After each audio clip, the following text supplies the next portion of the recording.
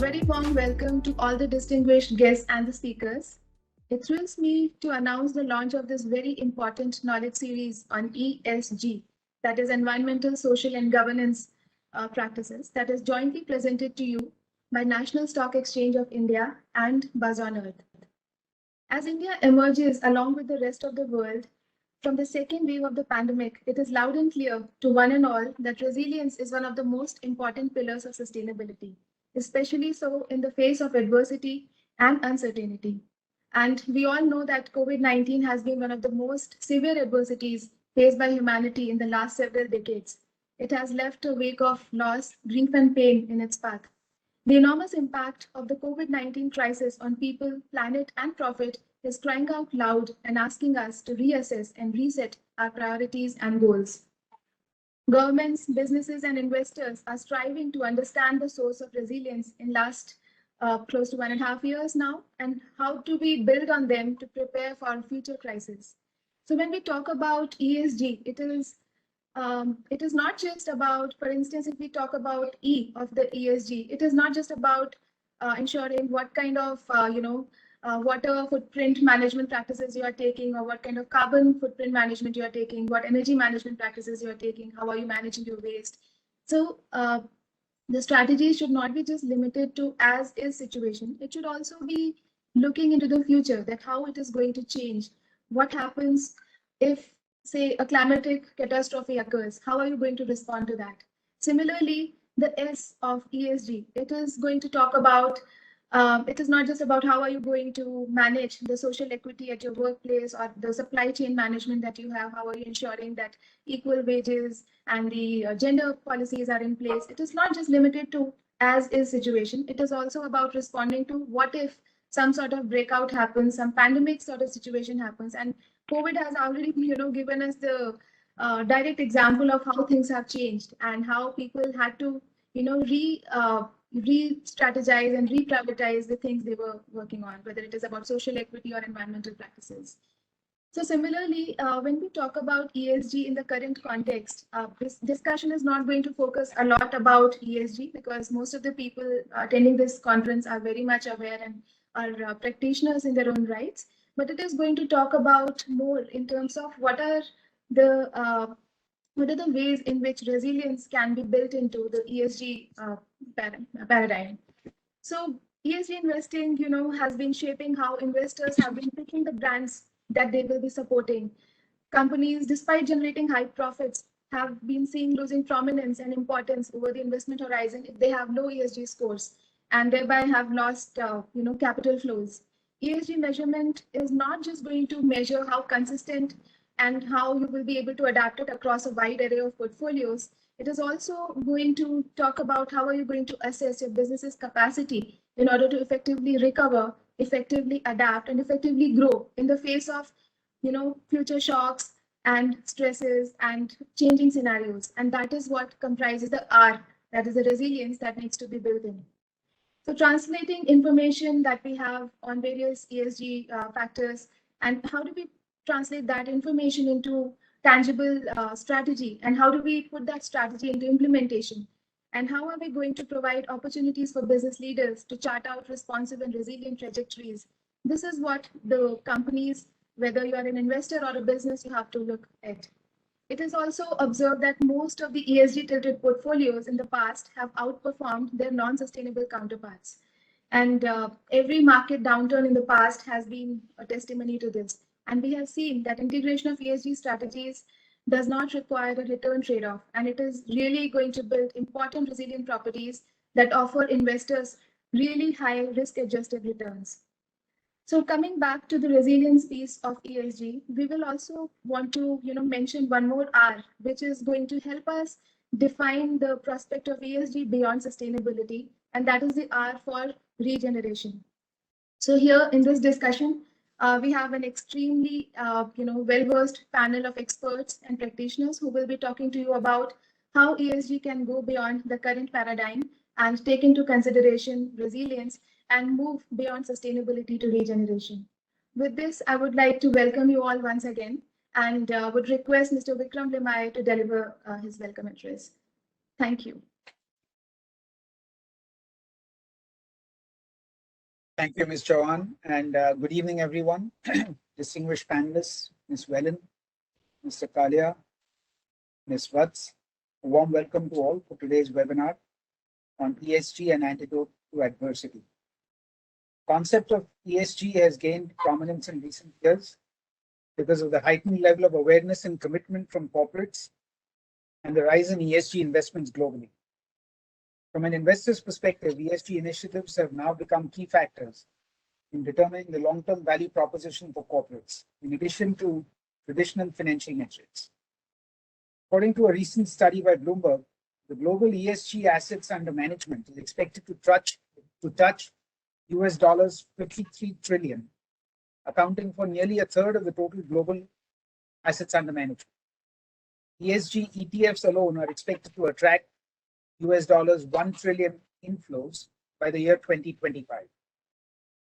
Corporates function as an integral part of our society because they cater to public demand for goods and services, provide employment opportunities, and utilize resources for their operations. Their activities have a profound impact on the society, environment, and their stakeholders. Seen in this context, it is essential that expectations from a corporate entity are on the lines of any good citizen, including responsible conduct of day-to-day business activities, contribution towards development of the society in which it operates, and enriching the living standards of the community it serves. Such a perspective would in turn help corporates build sustainable businesses, gain public trust, maintain a positive image for their products and services, and create long-term value for all stakeholders. While ESG has been relevant before COVID-19, the pandemic has brought to light how businesses and society are dependent on each other, and therefore emphasized the need for corporates to have a comprehensive environmental and sustainable development policy that acts as a guiding light for sustainable growth. At NSE, we have always encouraged discussions on relevant and emerging issues that motivate corporates to enhance their business practices and enable policy dialogues amongst regulators. The overarching theme of today's webinar is how ESG can help businesses and investors become resilient and deliver even in times of adversity. We are honored to have a high-profile panel of renowned sustainability experts who will provide a 360-degree view of the significance of ESG. On behalf of NSE, once again, I welcome you all to the webinar, and I hope you find useful and insightful takeaways from today's deliberations. Thank you very much. Thank you, Vikram. Ladies and gentlemen, it gives me great pleasure to now welcome you to the panel discussion per se. I'm Tirthankar Patnaik of the National Stock Exchange, and I would begin by introducing my august panelists. Ms. Whelan, Ms. Tansy Whelan is the director of the NYU Stern Center for Sustainable Business. She's the clinical professor of business and society and the director of the Center for Sustainable Business at the NYU Stern School of Business, having had 25 years of experience working on local, national, and international environmental and sustainability issues. As president of the Rainforest Alliance, she built the organization from a $4.5 million organization to over $50 million budget, transforming the engagement of business with sustainability, recruiting 5,000 companies in more than 60 countries. Her previous work included serving as the executive director of the New York League of Conservation Voters, vice president of the National Audubon Society, managing editor of Ambio, a journal of the Swedish Academy of Sciences. Tansy has served on numerous non-profit boards and corporate advisory boards for companies such as Unilever and Nespresso, and is an advisor to the Future Economy Project for the Harvard Business Review. Tansy is also the recipient of the Stern Faculty Excellence Award in 2020. Welcome, Ms. Tansy. Thank you. It's a great pleasure. Thank you.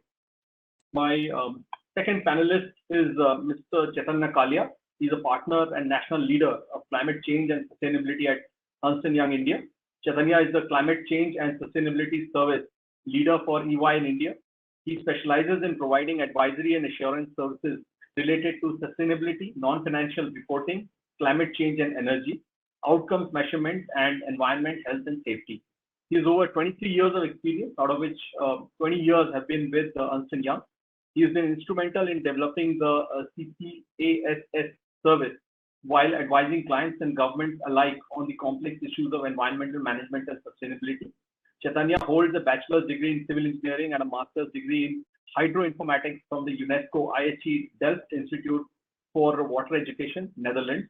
He also holds a master's degree in environmental engineering from the Visvesvaraya National Institute of Technology, Nagpur, and has completed a senior executive leadership program from the Harvard Business School, the United States.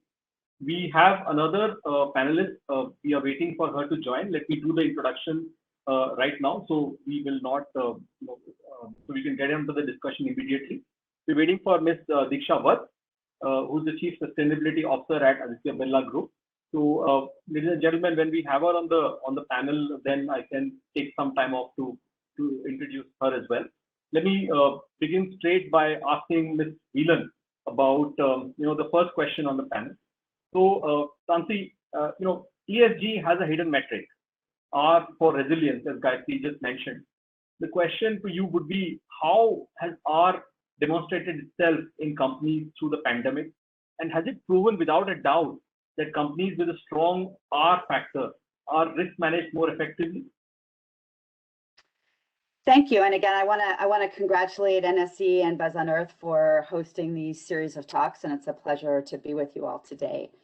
So in terms of resiliency and its impact on ESG and also ESG strategies on it. So one of the things that we've seen during the pandemic is that those companies that had robust, sustainable sourcing and supply chain strategies and approaches were better able to weather the pandemic, because rather than having a more typical transactional relationship with their suppliers, where their suppliers, all they wanted to know about them was, is the product going to show up at the price they wanted? Instead, with those suppliers that they really worked through a broader sustainability approach, those suppliers themselves were more resilient. They were also more loyal. They were more able to work with the brands and the companies during the crisis, with, of course, some exceptions. But so we see that as one very interesting outcome as companies have focused exclusively on sort of optimization and efficiency. They've reduced redundancy and resiliency, and that showed up, I think, over this past year. And those companies that had really been investing in sustainability did much better. We also, I think, saw that those companies that really doubled down on their investment in employees during this, rather than just firing everybody or letting them go off payroll, that those companies as well, research has shown, we don't have it yet for this particular year, but research has shown that those companies that do make these investments in their people in tough times actually emerge more resilient, more capable. They don't have to rehire, they don't have to retrain. They now have people who are highly productive and loyal. So those are just two examples of the kinds of benefits of a strong ESG strategy and how it creates more resilience for corporates. Tansi, before I go to Chaitanya, I had a related question on what you just said. So, with the pandemic, we've had a situation where measurement of workforce vulnerability becomes tantamount, very important. And you did mention now that companies that took pains in ensuring their labor force did well are going to be rewarded later. So, how do we measure this workforce vulnerability? And a related strain, I got to ask you, how can companies actually prepare for future health crises like this?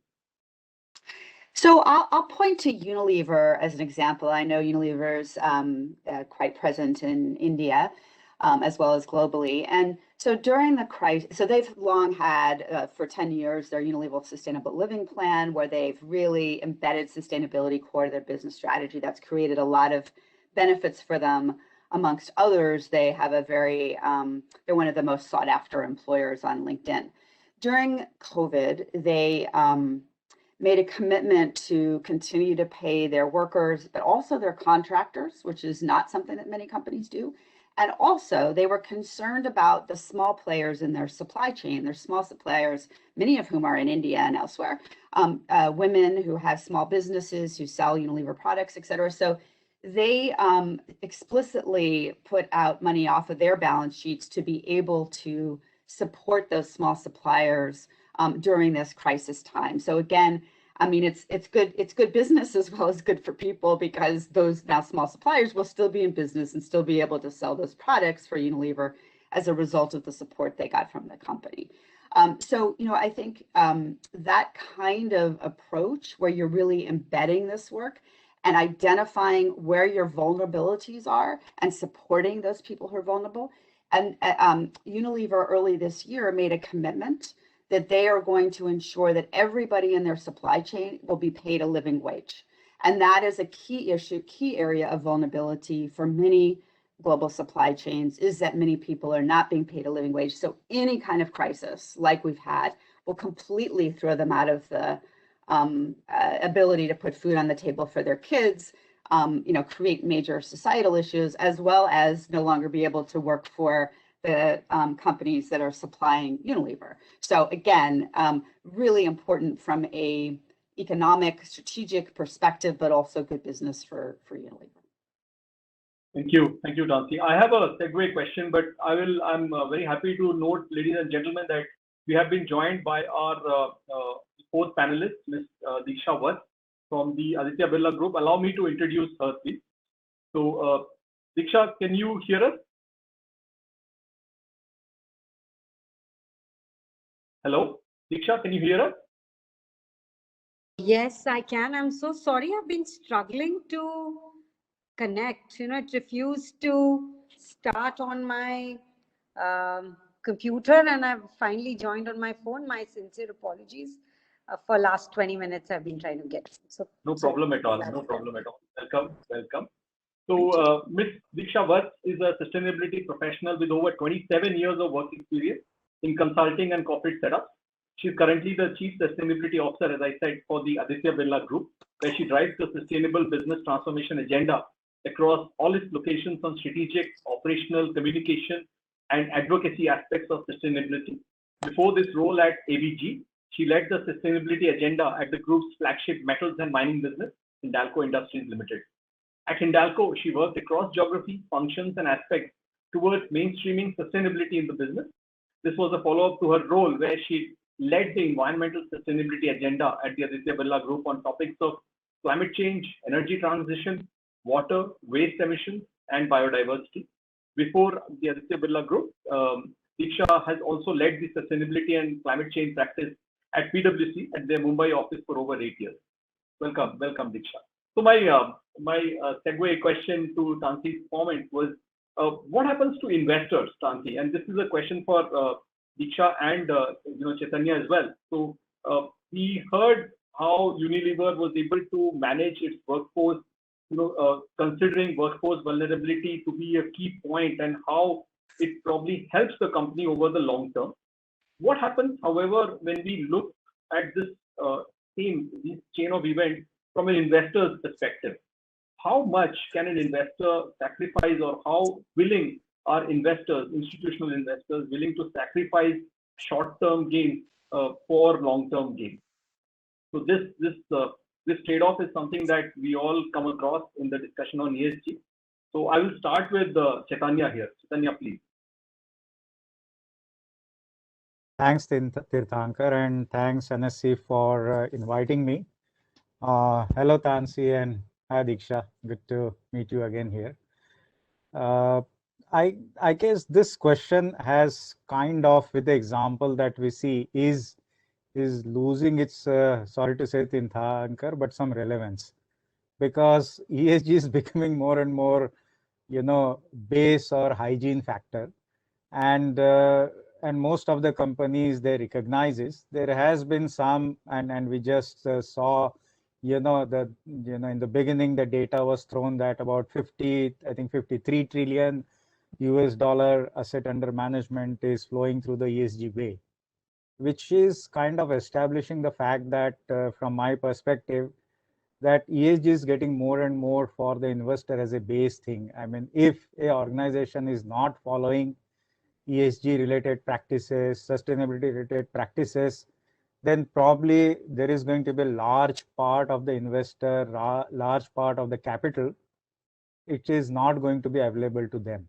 and nobody would like it. Okay, so it's definitely, it's already in the mainstream. It is going to be even more. in terms of its depth and its terms of its application. So I look at it from that point of view, and I would say that it's pretty much mainstream. Today, investors are looking at more closely, finding out more, and thanks to some of our rating agency, they are saying, okay, now the ESG is everyone is doing, who is better? So therefore, I said that this question of whether investor are deciding based on the ESG parameter is not there anymore, but how much who is doing, we are into that era of discussion. Thank you, Chaitanya. These are music to my ears. I mean, your words. Would absolutely love if ESG becomes more and more mainstream. The question I had raised was actually, there is an academic discussion where people are trying to find out if companies that follow ESG norms do generate significant levels of alpha. So there is the awareness aspect, which you articulated quite well. Awareness is increasing, and companies that do not follow these norms might actually find themselves hard up on capital or starved of capital. I buy that. It's just that the alpha from an institutional investor's perspective continues to remain a question. Diksha, your point on this? Can I try to give one perspective on that? So, again, I would say go back probably the way we are calculating alpha, risk premiums, or some of those indicators which are market linked. We must understand they are based on historical information mostly, and they are related to the financial performance. Indeed. Okay, so we need to look at two aspects. One, ESG is a kind of a leading indicator.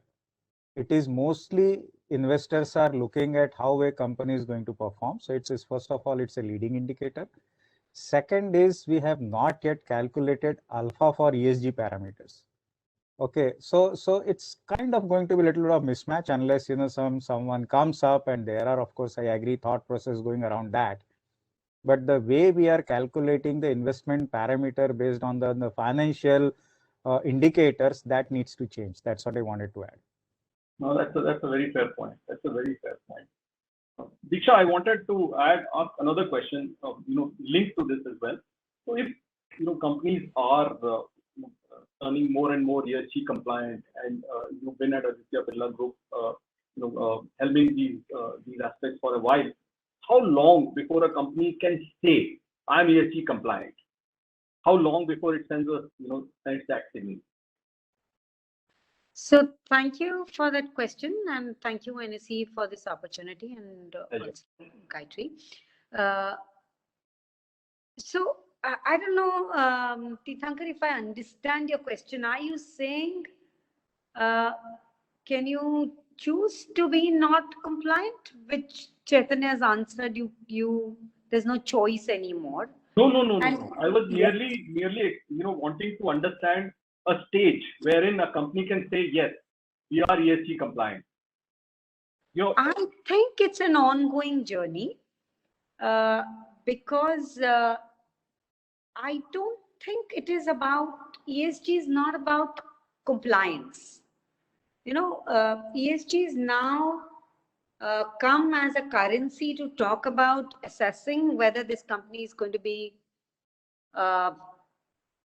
worthy of engaging with by any types of stakeholders. So do you have ability to sustain in times to come? It's sustainability. And I've used this in the past. Sustainability is almost like, for wanting to become a little philosophical, it's like meditation. So you be sustainable. You can't say I'm complying to sustainability. So your ability to sustain would depend on the kind of headwinds and tailwinds that are coming to you by the way of the way things are changing around you. Things will keep changing.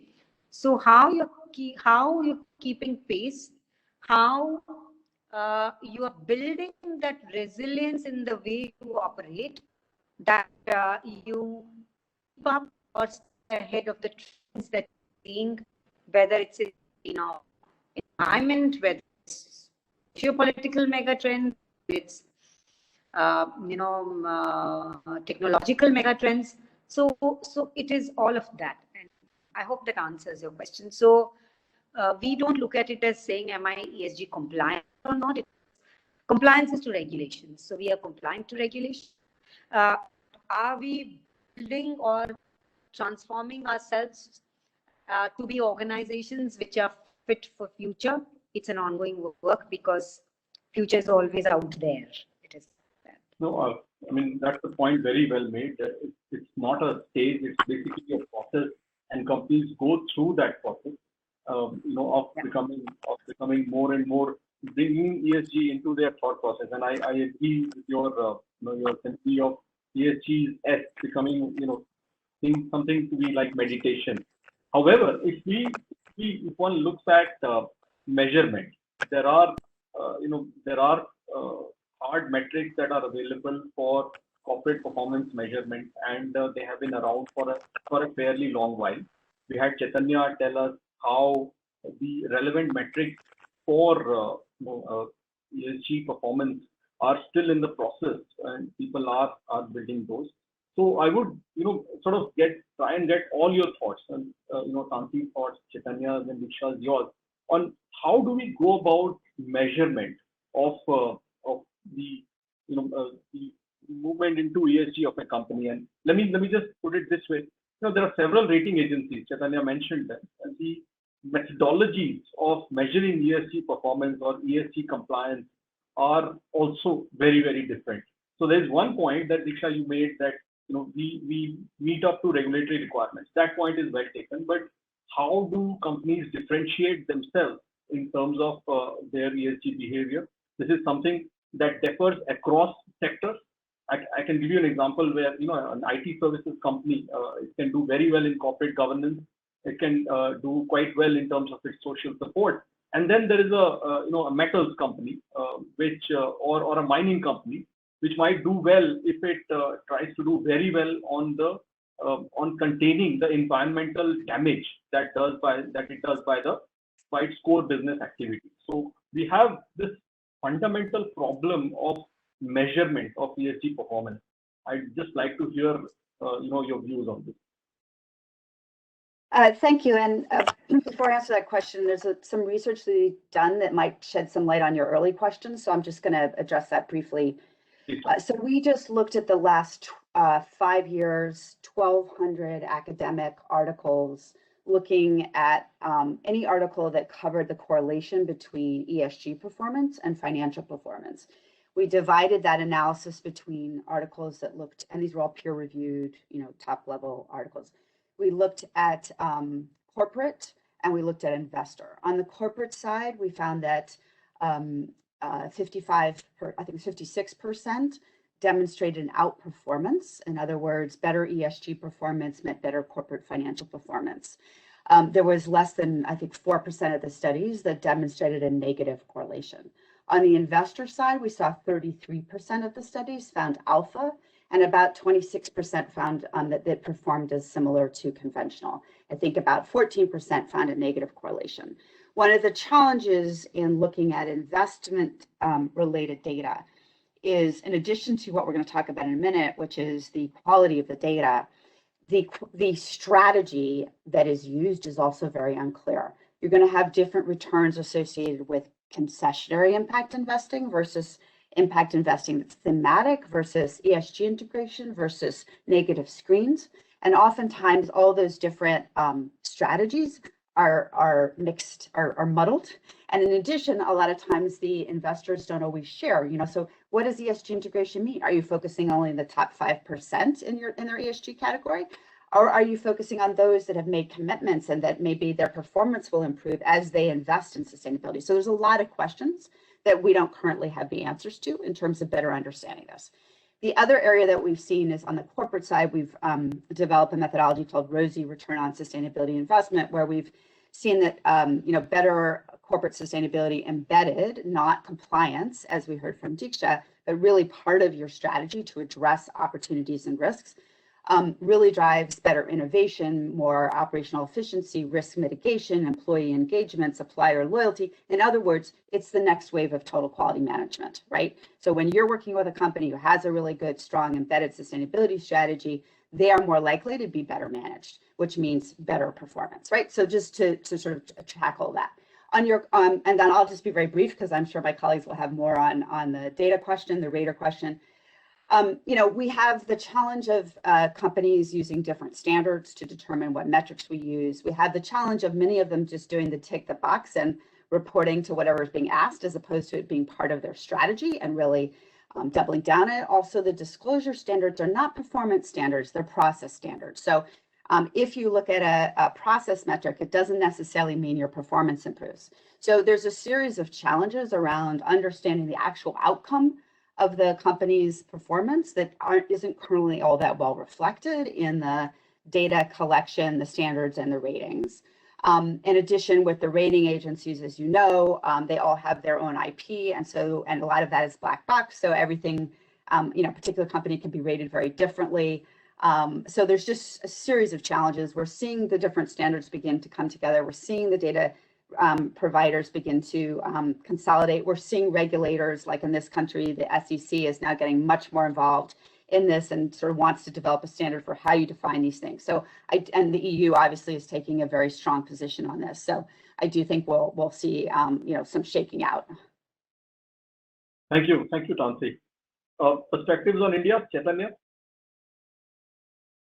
So I have a little bit of strong views there, Tirthankar. I'm sorry for that, but I believe that what is happening today in the marketplace, dominated by ESG rating agency, is not able to do justice with what is happening with the companies.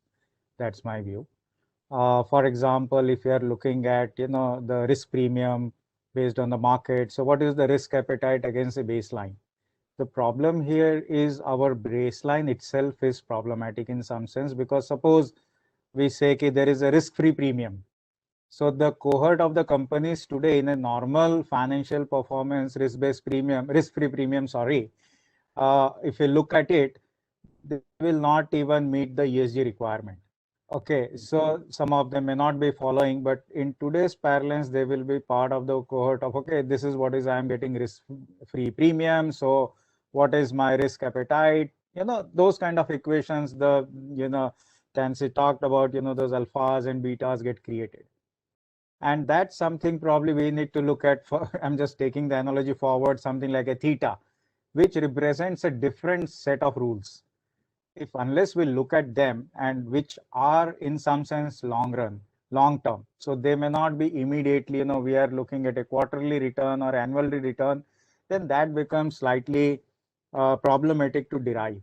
So therefore, in my view, if we are looking at from the capital markets perspective and trying to, let's say, for example, pick up a stock or look at a company's long-term view, I mean, we may transact in a shorter term, but probably we need to look at how the impact of the company is going to be in the long run. Whether their business is sustainability in that sense, which area they are going to operate. Okay, what are the things that they are doing today? And once those elements are built in, I think rest is probably the matter of mathematics. But some of those things, in my view, are not yet built into the rating agencies that we see.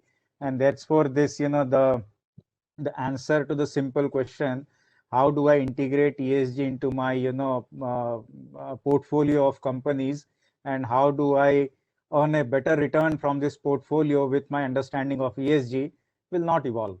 That's what I'm trying to say. That's a very fair point. From a corporate perspective, Diksha, what do you think is needed? So when I'm listening to all of this, and I go back to if I've understood your question correctly, you wanted to know how are we differentiating ourselves when there's so many rating agencies trying to assess us. And this is a question which we ask ourselves many times internally. And I would stay with how I said we are defining sustainability and overall ESG for ourselves. So while you gave example of software company versus metals and mining company. The fundamental thing is the way we define, so the sustainable business model that we use as a Aditya Birla Group to say there are going to be a lot of constraints that come your way. The level of constraints will keep increasing as time goes by. And a business which is able to keep up with those and survive and thrive in times to come is a sustainable business. To be able to understand that better, we need to contextualize these constraints according to dimensions: your sector of operation, your geography of operation, your value chain, and keeping time horizons in. Because, in regular parlance, when I talk to my risk management colleagues in the businesses, we tend to look at 3 to 5 years horizon. Versus when you talk about things like how are you dealing with climate change, or there's going to be no water in 2035, 2040, etc. So the time horizons become longer. So fourth dimension to keep in mind is the timelines. So that's how we look at it, and which is why when we look at what all aspects and what is their weightage, when we talk about a cement business, would be different from what we look at it when it's our metals and mining business and when it's our financial services business. So that's one fundamental way we look at it as Aditya Birla Group. And when you go back and look at whether, because this is also something we're looking at all the time, whether it's an MSCI or an S&P Global or, Sustainalytics, whatever, ISS, ESG, you can see that's how they also look at it. With an exception of one or two, which look at it more from, within your area of influence versus in your value chain. But otherwise, broadly, they also contextualize like that. None of these rating agencies are not looking at saying if it is metals and mining or if it's cement, there would be a higher weightage for E, with focus on things like climate change, water, waste, etc. So we are looking at whatever everybody else is putting out. We keep fine-tuning our way of assessing that internally, because ultimately it's about what we talk about ourselves based on what we do ourselves. And then it's for people to assess based on their criteria. So we keep a track of who's looking for what, and if there is some additional information which needs to be put out there, we put it out there. I hope that answers your question. I do sense that companies, storied companies, small caps, companies that are evolving, startups, they would probably all have slightly different approaches towards how they go about bringing ESG into their philosophy, and also investors who see these companies from their prism. So, the question I'm just sensing here is, how far are we from consistent standards on ESG? In terms of measurement, we do have differences. So, Chaitanya, you mentioned that these standards are evolving.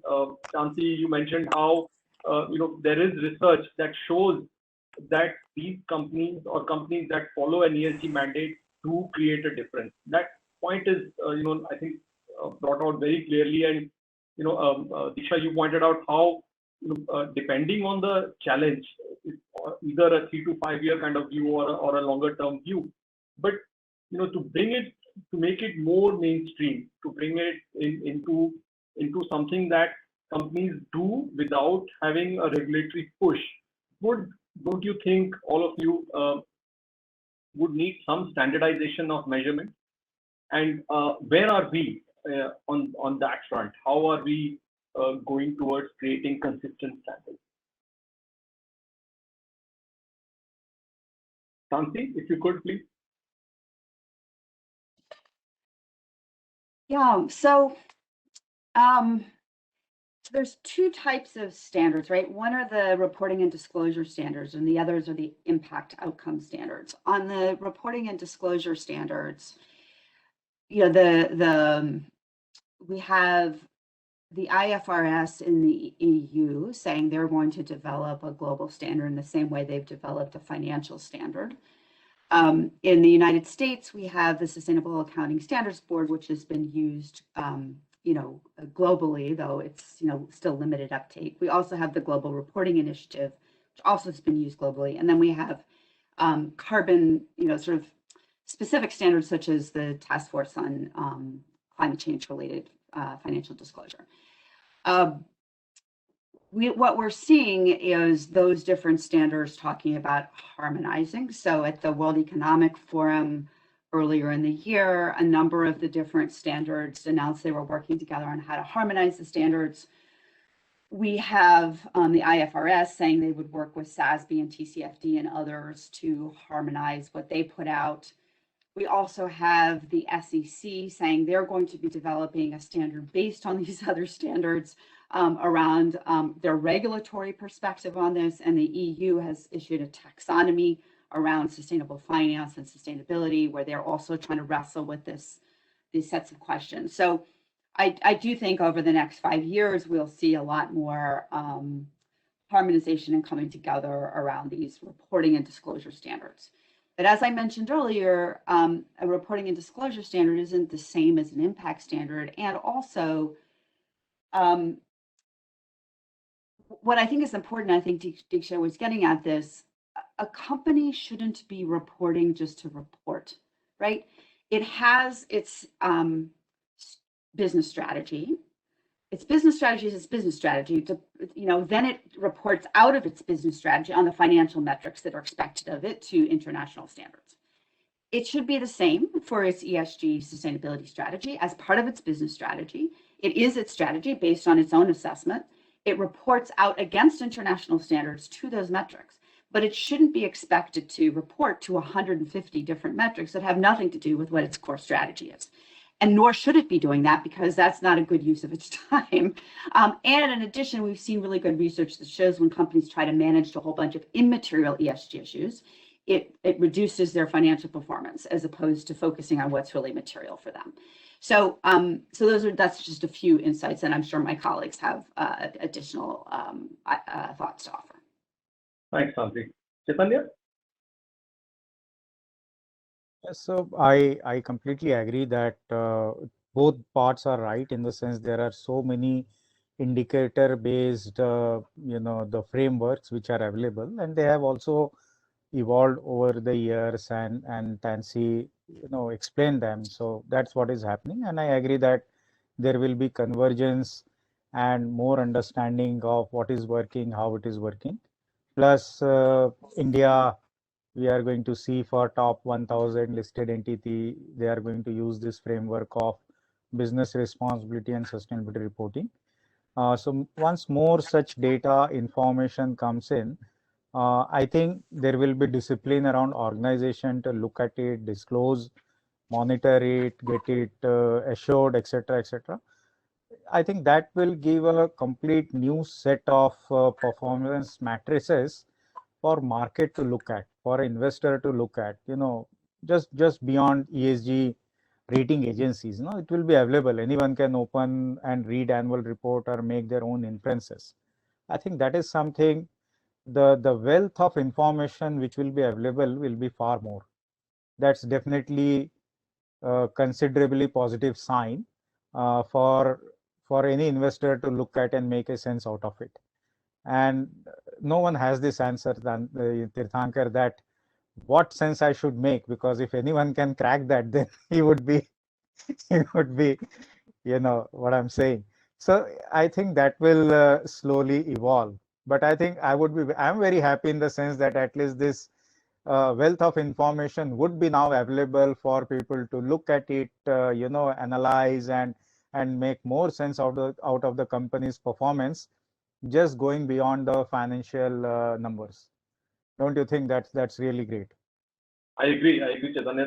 The intention here is to raise questions to which I know.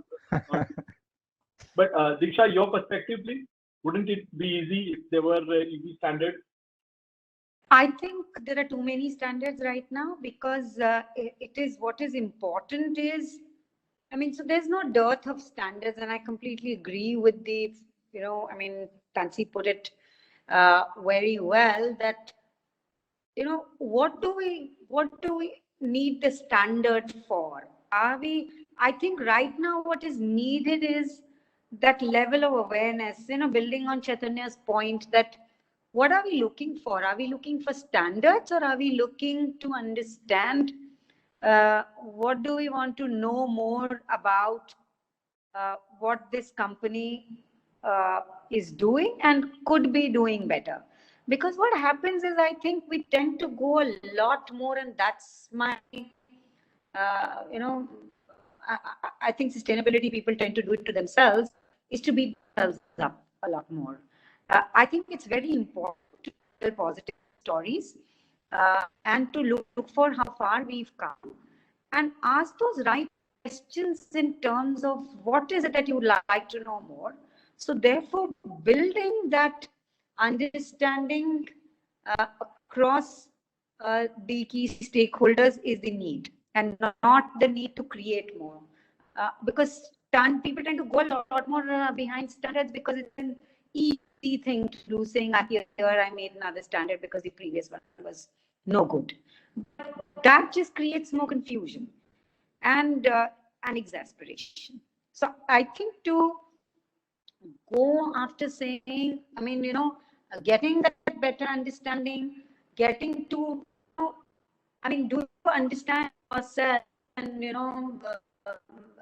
I say in general, when people are saying that standards are good enough, sit down, read. I think now with the kind of work that has gone behind developing different kinds of standards, it's all there. Maybe people are not. Now it is about how do we make sense of all this information that is out there? Are we linking them? What is it that you would want to know more given the sector, the geography, the value chain, and are you talking 3 years ahead, 5 years ahead? And how good is your crisis and this continuity planning, things like focus a little more on, do your BCPs, are your BCPs and your enterprise management plans on the material issues and things like that. So I think there's a lot more of the stories that these indicators are telling, or the making sense of trend is needed as much as creating more and more standards is how I think about it. Allow me to clarify, please. I mean, there is no dearth of standards. I think that point is well taken. We have the UN SDGs as a benchmark. We have the GRI in India. We had the business responsibility reporting. We started with 50, 100, and now, as Chaitanya pointed out, last year I think it was raised to 1,000 companies. So I think from a regulatory perspective, the push is there, and if companies are all evolved as Diksha yours, then I guess there is a very clear understanding of all the standards that are available, and companies can build a roadmap for them. But the question that I was asking for is, let me go to the Q&A here, and you will realize where my question was coming from. So we have a question from Nishant Kashyap, and it is, there's a first part and there's another. So he says, the data on ESG is so divergent across various data providers. In such an environment, how can investors practically incorporate ESG strategy into their portfolio formation? And let me ask the second part here, I think, which will link to what we were discussing earlier, people, that as a follow-up, what you said about ESG becoming mainstream, what prevents investors from greenwashing without a regulated and audited reporting by firms? By auditing, I mean external auditing. Who's the question for? Well, Chaitanya, you can field it first, please. So if I recall, or let me read that question, it's there. So One is how do So, investors right, practically right, incorporate right. it? And I think Diksha tried to answer that. For a established chartered accountant, for example, and there are many more people. So I'm not singling out chartered accountant, but there are many more people who read the balance sheet. They don't even visit the factory, but they can read the company's performance very well. We have to give that credit to a lot of people. And I know some of the people, they just go through the pages of 2-3 year balance sheet of a company, and they just know what's happening in this company, at least from the financial perspective.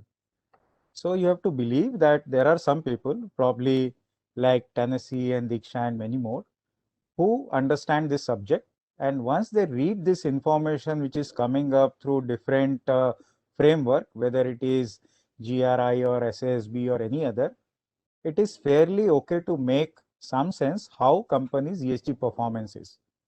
Okay, so this is evolving as a topic.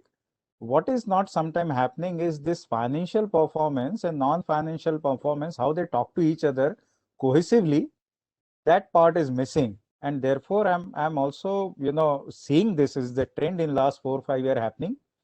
A lot of MBA colleges, for example, and there are many more institutes, they are putting sustainability, ESG as a very, very, mainstream courses, because it's a subject, it's a needs to be understand in a much better way. So that is first part, that how, if there are so many ESG disclosure companies are doing it, how to make sense of it. So point number one is that it is possible to make sense of it once you understand what they're saying, number one, and it is happening. Second, as an investor, then you make a decision. I know there are companies who say, okay, this is the methodology I'm going to follow, and with that methodology I'm creating this threshold, and beyond that threshold I'm not going to look at it or now look at it investment. This is one approach, very simplistic, but then beyond that, then people are creating models, people are looking at it, various aspect of it, whether that model needs to be local or global, should it get connected with the weather pattern or climate change model or any other kind of thing. So it can get as complicated as it can be. I'm just trying to give a spectrum, and adding on that, it's an evolving science. So it will happen, and like even the way a companies financial are getting evaluated, and how people are putting bet on the market, bet in the sense how they are selling and purchasing shares in the market, those methodologies are also evolving. So this is going to get evolved, how to make sense of the ESG information. So I'll close what I'm saying in the same manner. Very happy that this information is available. There are people who can make sense of this information and connect with the financial information, and really make a good bet or a good sense of what is happening in the company, and this is going to be really very, very useful. Thank you, Chaitanya. Tansi, I read your message. So before we let you go, your perspective on this point, please. Absolutely. Well, so yes, just a quick add. I think that what we're seeing many investors who have the capacity do is get the actual underlying information that the aid agencies have collected and develop their own analysis of it in the way that we heard earlier. As we get more and more data available, you won't even need to go through the rating agencies to get that data. There are also services, and full disclosure, I sit on the advisory board of an organization or a company called Arabesque, and they are evaluating companies all over the world and making a lot of that information available for free in terms of the actual data. So I think we'll see more and more people working with the raw data. I also think that investors will need to begin to educate themselves around what are the material ESG issues for the different sectors and what does constitute good management. They understand that on the financial side. They don't currently on the ESG side. So that's an area where they're just going to need to spend more time with corporates, with the literature, to understand where are the biggest risks and opportunities for those businesses, and how do they get smart about asking the right questions to determine whether that company is employing a worthwhile ESG strategy and executing it in a way that makes sense beyond the just reporting data. And they do that for other factors. I think it takes some time because ESG is complicated and it varies substantially, right? Based on region, based on industry, based on company. But I do think that those two things will be important for investors to actually do well with this and to avoid that greenwashing, which, yes, the SEC issued an investor alert earlier in the year saying that on ESG, saying that basically in their review, they have found that many investors are making claims without the infrastructure or the understanding or the competency behind it. I think that's Thank you all. I apologize for having to leave now, and really a pleasure talking with you. Nancy, thank you for your time. Thank you for your time. Thanks a lot for participating in this webinar. It was great indeed having you, and we look forward to more interactions with you. Ladies and gentlemen, thank you, Nancy. I think Chaitanya's answer about the differentiation between and how various standards would come together did answer a fair amount of the Q&A. I see there are several questions on different ESG matrices, how there are different approaches, and how can companies actually build upon a holistic framework looking at ESG. My question, which automatically comes here, is and this is something I think Diksha can feel. Is there a talent shortage in developing ESG capability in the country? So, Tirthankar, I think in a way, yes and no. So there are a lot of talented people out there, but I think it's a lot about getting together to say. I'll use an example to talk about that. Now we talk about ESG. And what has happened is that sustainability people traditionally came from a certain pool of, either they were, they would be environmental professionals, or they were com professionals, or, because when we go on talking about standards, a lot of examples we use are on reporting standards rather than, and standards could have so many different meanings. It could be performance standard, it could be how reporting standards, it could be process standards, etc. So it could be a combination of all of these. The traditional people who worked could come from many of these things that they could, because they were working and we were looking at standards as reporting standards. So they could be, it could be company secretary driven, because we said, oh, we've always been doing annual report, let's add it there. Or it could be the COPCOM guys, or it could be the traditional sustainability guys. But now we are talking of it to be much broader. Let's stay, if we stay with it, we're talking about E, S, and G.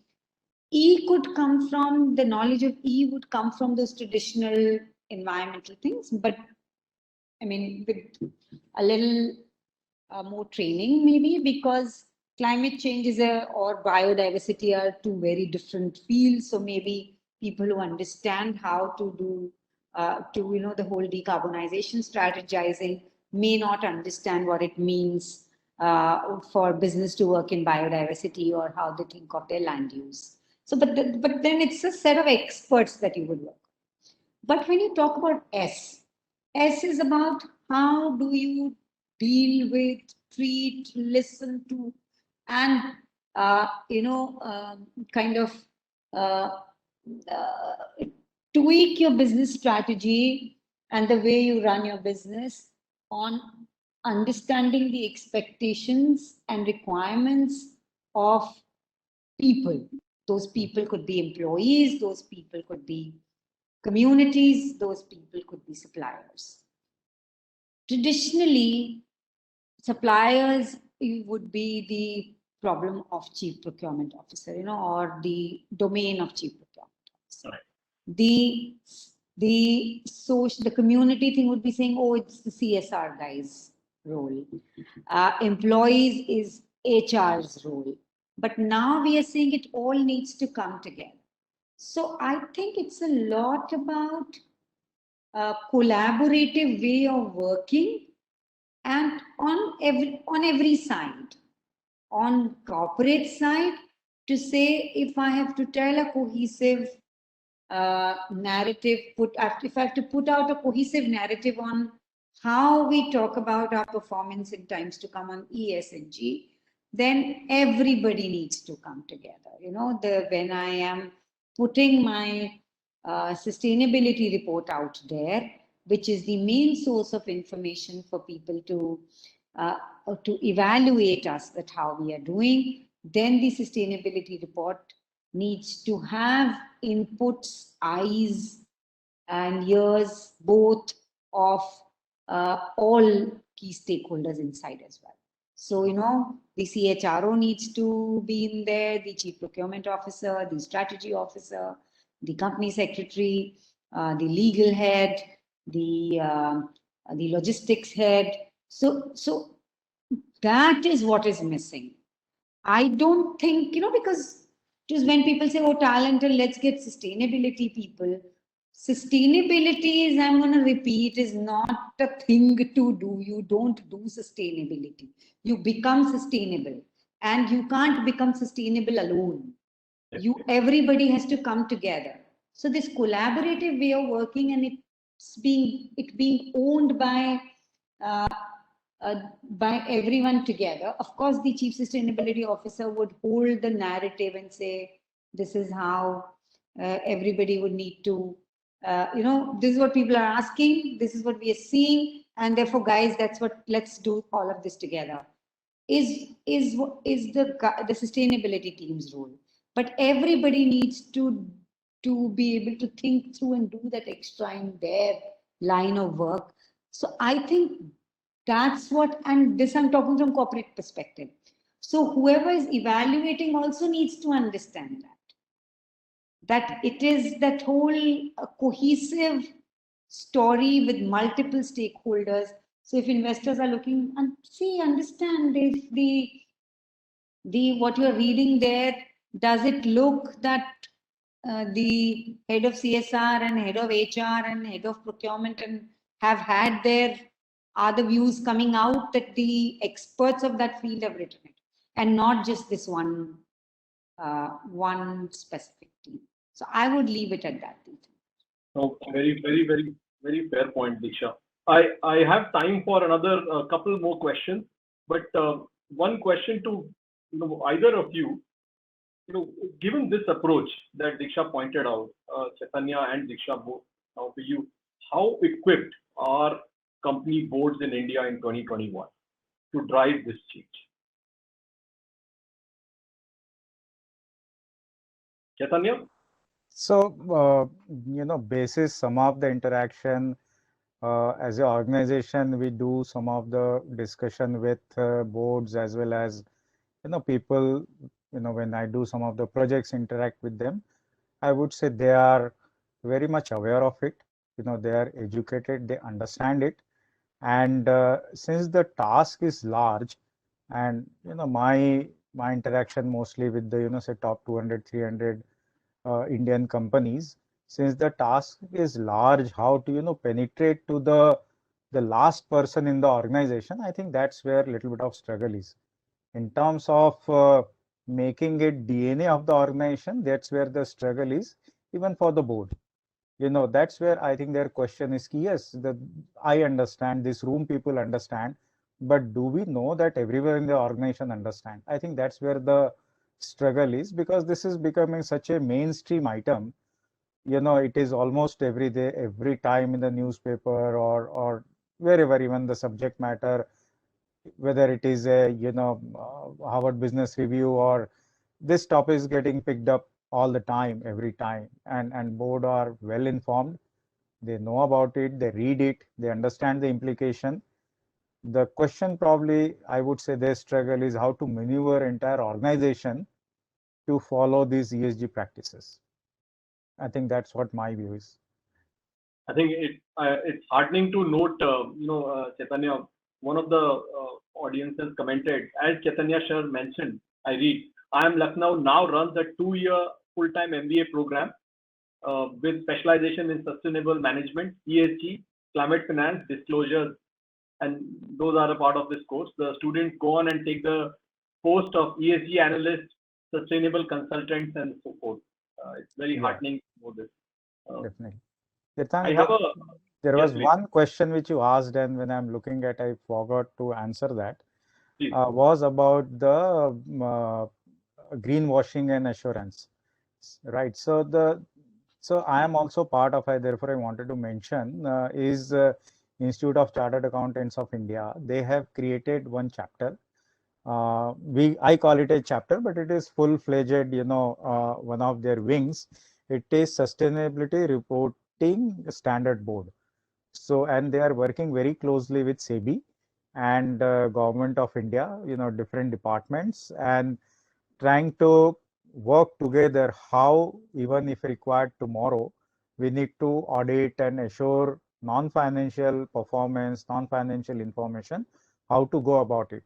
I just want to mention to the audience that that is a kind of a work in progress. Thank you. Yeah. There's a specific question to Diksha. What is the commitment of the Aditya Birla Group towards ESG? That no need to answer that part. We've heard enough. But any smart objectives for the next 3 to 5 years? And by the way, these are all available on our company websites. You can go on to Hindalco, Ultratech, Birla Cellulose websites. They've all made these commitments and they are available. So through Yadav, you may please go there. There's a related question, Diksha. It says, by the way, are you joining? We've been members of UNGC for many years. Thank you. Do we have time for another question, Chaitanya and Diksha? Yeah, sure. One more. So there's one from, this question is from a startup.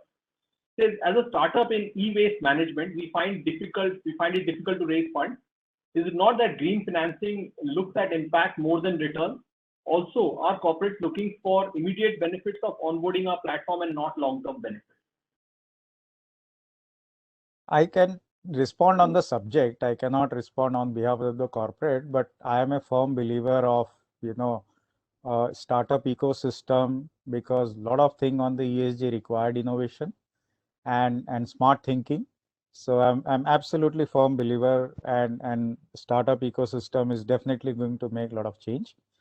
In terms of funding, we have an issue. The issue is that specifically on the e-waste, that technologies are not available in India, and some of the successful technology where a lot of e-waste probably in some form or other is treated by them worldwide are very high investment technology, probably, if I'm right, beyond the scope of a startup organization, because I'm talking about smelter based technologies. But if there is any other innovative technology which can extract 10, 15 precious metal simultaneously, I think it's going to be game changer. There is no dearth of the investment, and people are back full of looking at such kind of technology. But if the e-waste is looking at, no, I'm able to extract only 3, 4, 5 of them, it's not going to fly. I think yeah, that's a very, very fair point. The last question in this panel discussion goes to Diksha. There's a question from Kamal Dhareva. Diksha, he asked, do you think large corporates are helping their smaller counterparts or supply chain partners in improving their ESG compliances? If not, how could they do that?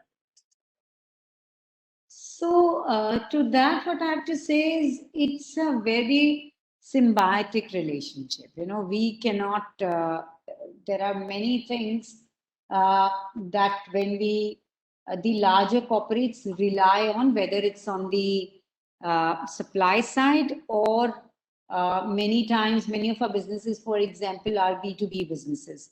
So to get to the consumer, the B2C guy in our value chain many times is is an MSME. So we work very closely in either side on in our value chain, is what I would like to say, because it is a win-win when you work for them. And this is one of the one of the very important this thing under S also when we talk about. Somebody's written there that the ESG conversation tends to be very focused. It's not true because, rather pandemic has completely changed that. A lot of discussion now is a lot around S.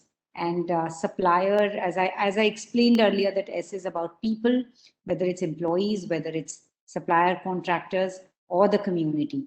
And therefore, big corporates, at least I can talk about the Birla Group, we do work closely with our value chain partners. Thank you, Diksha. Thank you, Chaitanya. I mean, it's been an enthralling hour of discussions. I'm sure we've touched several topics, several burning questions, several open questions on the subject. We've seen how ESG is, coming up. There's no, as Chaitanya very rightly pointed out at the beginning, that I think the question of whether investors want it's a moot question now, and that is, I think, obviously where we start from. We also saw how standards are different, but there is a convergence, there is evolution. We also saw how while there is a question that comes up on the lack of talent, Diksha very well explained how there are several different kinds of people who come together at at E, S, and G, and how there is a role of a sustainability officer in the company who drives the company towards this an ESG thought. And I really take away this point of sustainability being like meditation. Thank you, Diksha. That is the thought process that people should. It will go a long way in convincing questioners or lay people like me who think or who are led to believe this area is complicated. This area has a normative rather than a positive aspect, and there is, I think, a lot that this conversation did to convince us that ESG is a positive aspect. ESG does drive alpha. Tansi explained that fairly well, and thank you for this enthralling discussion.